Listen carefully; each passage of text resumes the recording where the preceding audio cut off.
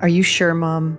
That's what my daughter said, right before I said yes. I remember the silence after her question. Not loud, not dramatic, just heavy. The kind that sits in your chest and refuses to move. I smiled anyway. At 65, you learn how to smile through things. My name is Evelyn Harper. I was 65 years old when I married Russell Dean. And if I could go back to that moment, standing in that quiet living room, holding his hand while my daughter watched with worried eyes, I don't think I would say yes again. But back then, it didn't feel like a mistake. It felt like a second chance. I met Russell at a community library. I used to volunteer there twice a week after retiring from my job as a school librarian. It was quiet work, peaceful, just the way I liked it. After my first husband passed away, 10 years earlier, silence had become my routine. Not the painful kind, the manageable kind. The kind where you wake up, make your tea, sit by the window, and let the day pass without expecting anything from it. Loneliness? Yes, it was there, but it wasn't unbearable. It was familiar. Then one afternoon, Russell walked in, tall, slightly hunched, a man who looked like life had shaped him, not broken him. He asked me where the history section was. His voice was calm, steady, a little tired. I walked him there myself. That's how it started. Nothing dramatic. Just two older people talking between bookshelves. Russell came back the next day, and the next. At first, I thought it was coincidence. Then I realized it wasn't. He started bringing small conversations with him about old war documentaries, about how the town had changed, about his job as a retired mechanical engineer. He wasn't overly charming. He wasn't trying too hard. And maybe that's what made me feel safe. At this age, we don't look for butterflies. We look for calm, for steadiness, for someone who doesn't disturb the quiet too much. And Russell fit perfectly into my quiet. We began having coffee after my shifts. Nothing fancy, just a small cafe across the street. Same table every time, same order. Black coffee for him, tea for me. We talked about simple things, weather, old memories, sometimes about loss, but only lightly. He had been divorced for many years, no children, no big stories, just a man who had lived quietly, like me. Months passed like that, softly, no pressure, no expectations. And slowly, I began to feel something I hadn't felt in a long time. Not excitement, not passion, but comfort. A warm kind of presence. The kind that makes silence feel shared instead of empty. Maybe you have felt this too. At this age, we don't need grand love stories. We just want someone to sit beside us without making us feel alone. The first time he held my hand, it surprised me. We were sitting in the park. It was late afternoon. The sun was low. And without saying anything, he just reached for my hand. I didn't pull away. I didn't question it. I just let it happen. And for a moment, I felt like I wasn't 65 anymore. I felt seen. My daughter, Claire, didn't like him. She never said it directly, but I could feel it. The way she looked at him, the way she asked questions, small ones, but sharp. How long have you known him? Do you know where he lives? Have you met his friends? At first, I brushed it off. She was just being protective. After all, I had been alone for a long time. And suddenly, there was a man. Of course she would worry. But then she said something that stayed with me. He feels closed, Mom. Closed. I didn't understand what she meant. Russell wasn't distant. He was just quiet, reserved. And at our age, isn't that normal? We carry years of things we don't always say. I told her she was overthinking. I told her I was happy. And in that moment, I believed it.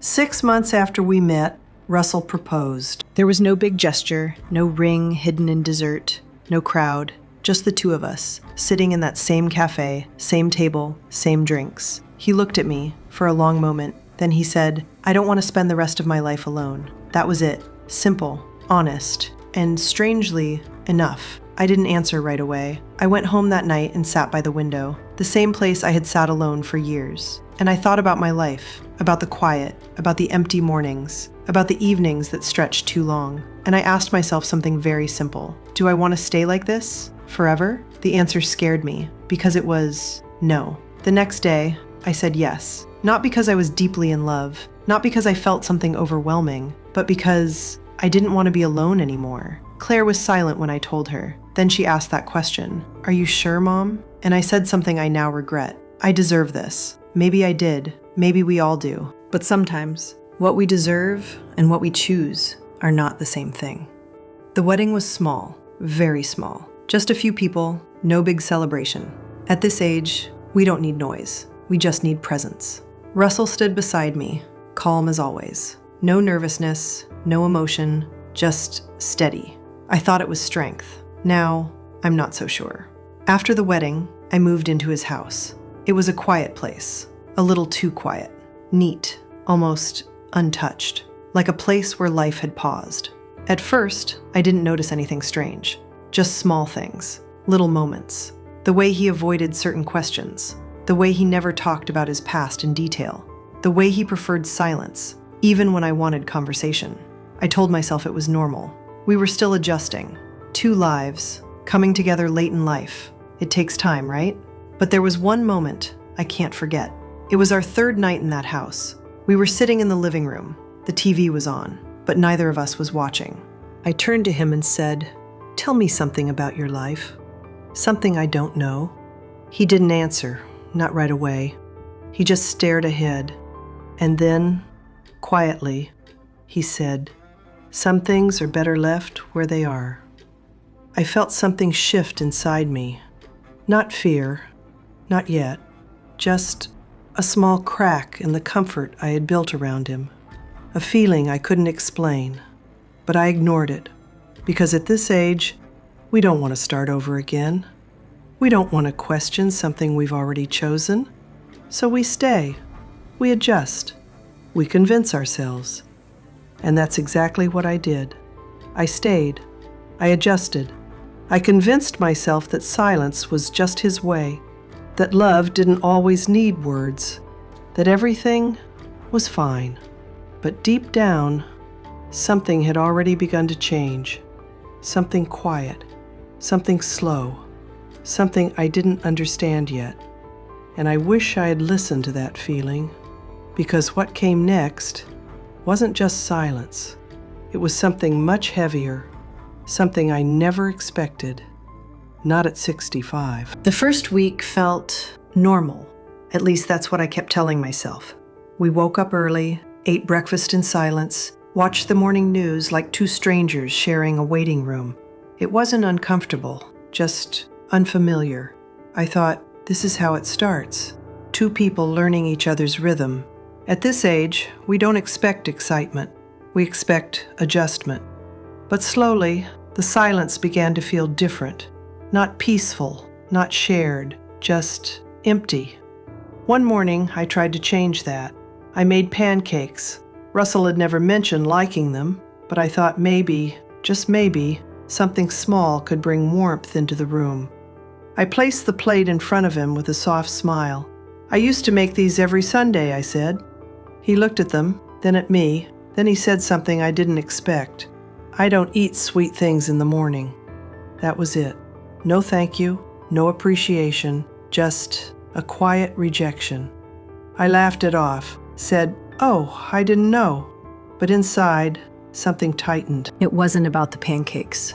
It was about the feeling that I had stepped forward and he had stepped back. Maybe you felt this too, when you try to bring closeness into a relationship and it quietly slips away from you.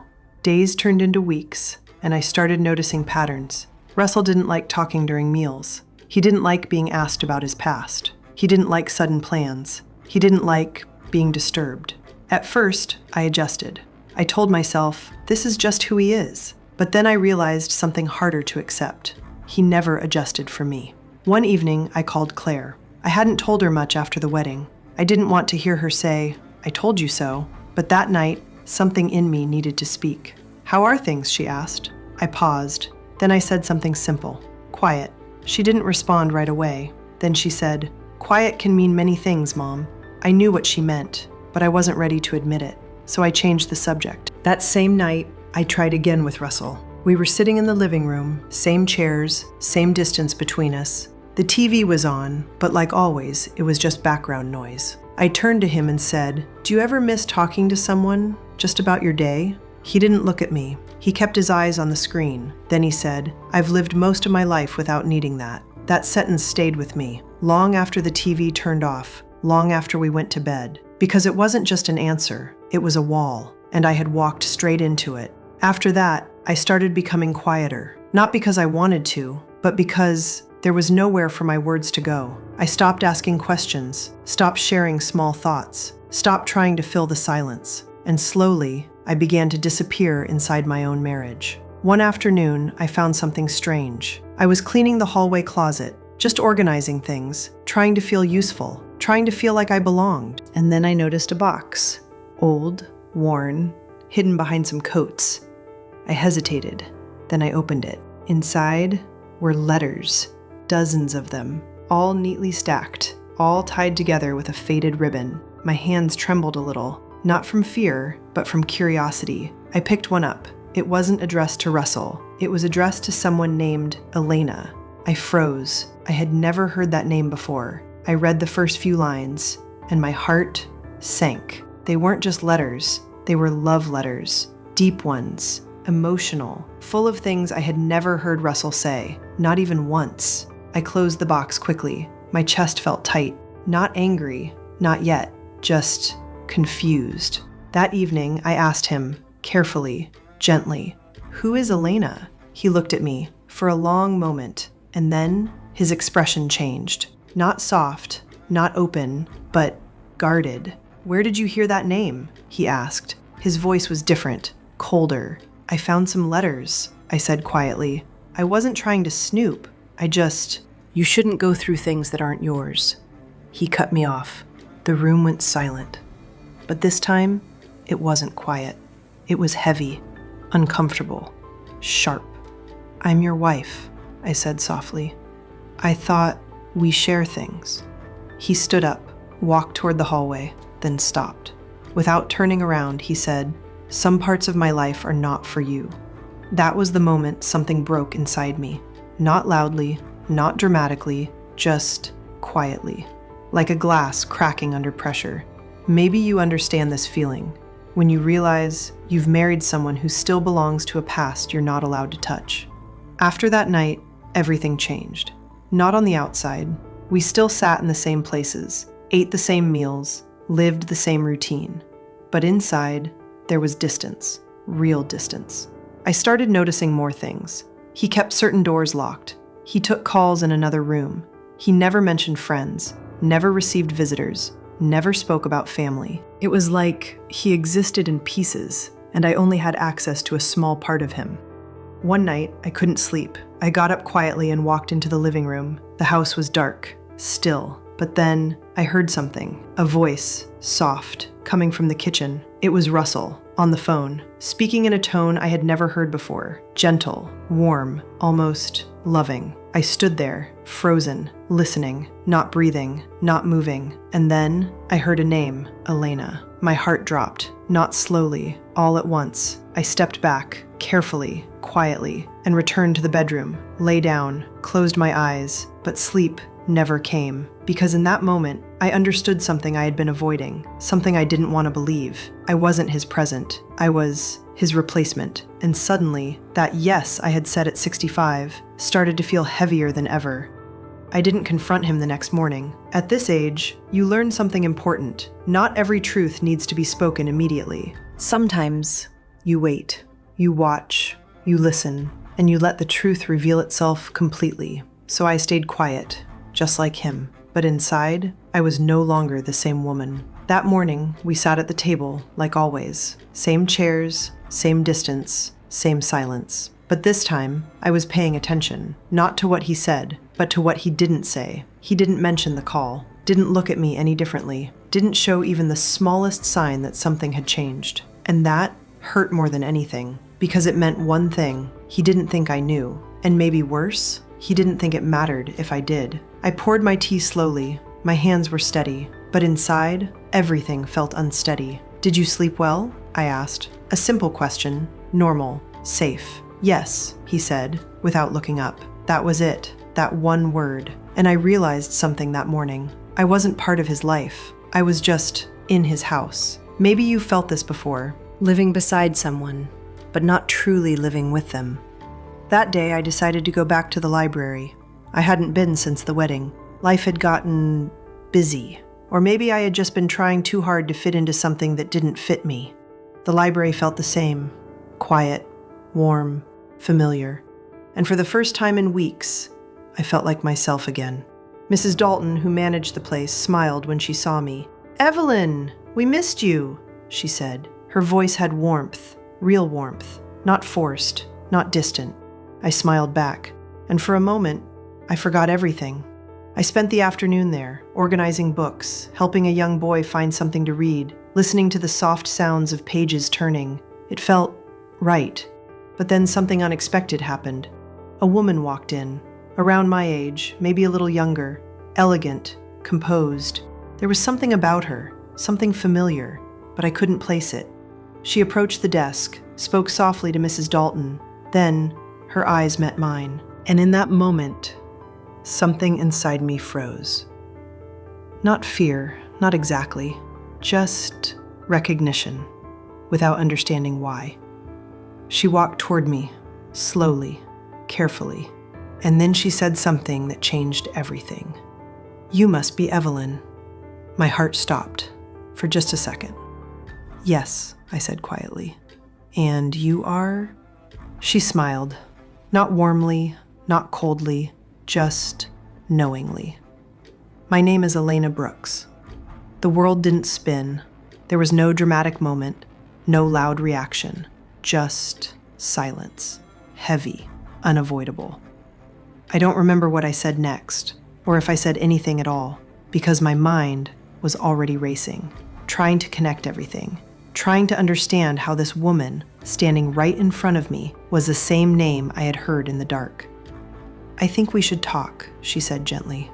We sat down in a quiet corner of the library, away from others, away from noise, just the two of us. She looked at me for a long moment, as if studying something, or maybe confirming something. Then she spoke. "How long have you been married to Russell?" 3 weeks, I said. My voice felt distant, like it didn't belong to me. She nodded slowly, not surprised, not shocked, just calm. I wondered when he would do this again. Again. That word hit me harder than anything else. "What do you mean?" I asked, my chest tightening. She leaned back slightly, took a slow breath, then said something I wasn't ready to hear. "I was married to Russell for 12 years. Everything inside me went quiet. "He told me he was divorced," I whispered. "He tells everyone that," she said. I felt cold. Not physically, but inside, like something had been pulled out of me. "We're not legally divorced," she continued. "We separated years ago, but he never finalized it." I stared at her, trying to process, trying to understand. "So, I'm still married to someone who's already married," she finished gently. The words didn't feel real. They felt distant, like something happening to someone else. But they weren't. They were mine. "Why are you telling me this?" I asked. She looked at me, and for the first time, I saw something in her eyes. Not anger, not bitterness, but exhaustion. "Because I was you once," she said. That sentence broke something in me, completely. "I thought I could change him," she continued. "I thought if I stayed quiet, if I didn't push, if I accepted him as he was." She paused, then added softly, "I thought love would be enough." Tears filled my eyes, but I didn't cry. Not yet. "He doesn't let people in," she said. "He keeps parts of himself locked away. Always has." I remembered the closet, the letters, the phone call, the silence. "He will make you feel like you're the problem," she said quietly. "Like you're asking for too much." And suddenly, everything made sense. The distance, the coldness, the walls. It wasn't me. It had never been me. "Why didn't you leave?" I asked. She smiled faintly, a sad smile. "At our age, leaving feels harder than staying." That sentence hit deep, because I understood it too well.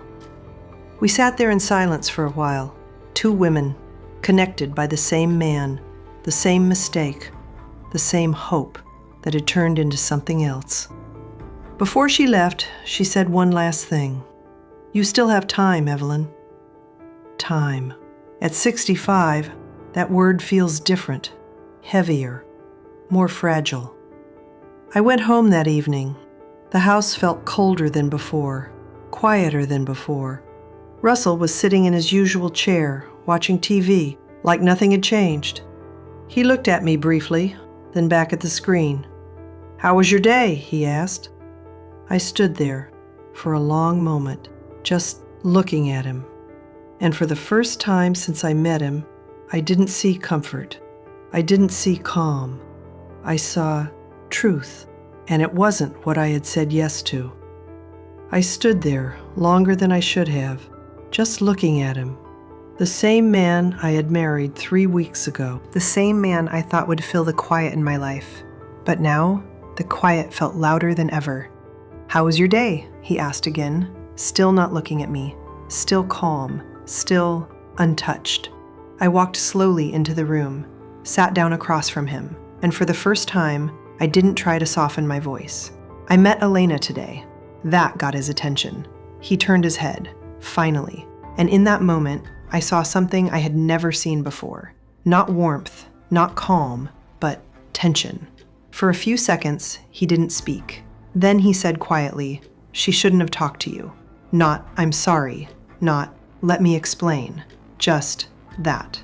"She told me you're still married," I said, my voice steady, stronger than I felt. He looked away, back at the TV, like the conversation didn't deserve his full attention. "It's complicated," he said. "At this age, we know what that means. It means there's truth, but not the kind someone wants to admit." "Complicated?" I repeated. "I'm your wife, Russell." Or at least, I thought I was. He sighed, slow, controlled. "You are my wife," he said, "but you're still hers too." Silence, heavy, unavoidable. He didn't deny it, didn't correct me, didn't even try, and that told me everything. Maybe you've had a moment like this, where the truth stands right in front of you, and no one needs to say it out loud anymore. "I asked you once," I said quietly, "to tell me something about your life, something I didn't know." He didn't respond. "You said some things are better left where they are." I paused, then added, "But you didn't leave them there, did you? You brought them into my life instead." He stood up, walked a few steps, then stopped, just like before. "I didn't think it mattered," he said. That sentence hurt more than anything else. "You didn't think it mattered?" I whispered. "No," he said, calm, cold, because to him, it didn't. And in that moment, I understood something I should have seen from the beginning.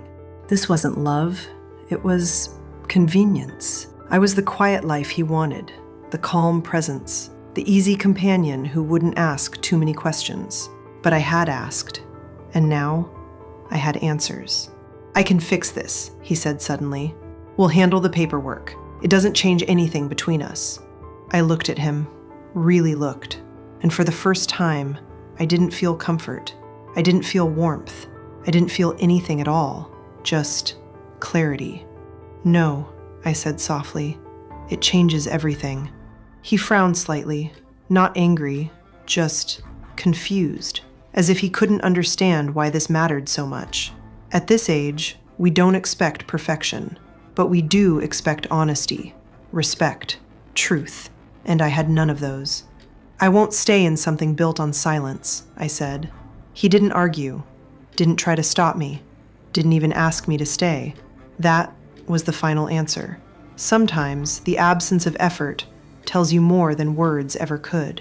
I packed my things that night, quietly, carefully, just like I had lived those past weeks. No shouting, no drama, just ending something that should never have started. Claire opened the door when I arrived. She didn't ask questions, didn't say anything. She just hugged me tightly. And for the first time since I said yes, I let myself cry. Not because I lost him, but because I lost something deeper. Trust, hope, the belief that it was still possible. to begin again at this stage of life. Days passed, then weeks. I returned to the library, back to the same shelves, the same quiet, the same routine. But something inside me had changed. I was no longer trying to escape loneliness. I was learning to understand it, to sit with it, to accept it without fear. Because sometimes, loneliness is safer than the wrong company. Maybe you felt this too, that quiet doesn't always mean emptiness. Sometimes it means peace. I think about that moment often, standing in my living room. When Claire asked me, "Are you sure, Mom?" I wish I had listened,